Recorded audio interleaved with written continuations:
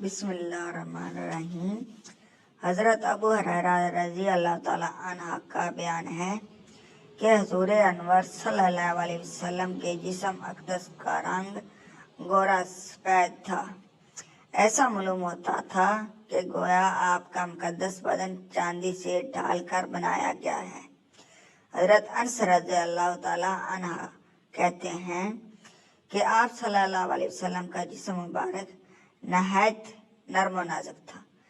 میں نے دیب و حریر ریشمی کپڑے کو بھی آپ کے بدن سے زیادہ نرم و نازک نہیں دیکھا، اور آپ صلی اللہ علیہ وسلم کے جسم مبارک کی خوشبو سے زیادہ اچھی کبھی کوئی خوشبو نہیں سونگھی۔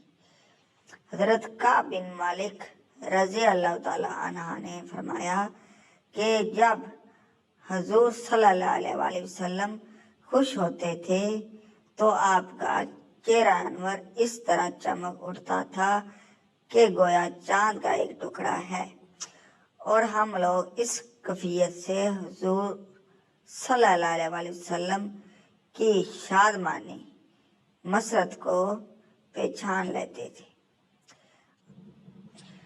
آپ کے رخ انور پر پسینے کے قطرات موتیوں کی طرح ڈلتے تھے، اور اس میں مشک و عنبر سے بڑھ کر خوشبو رہتی تھی۔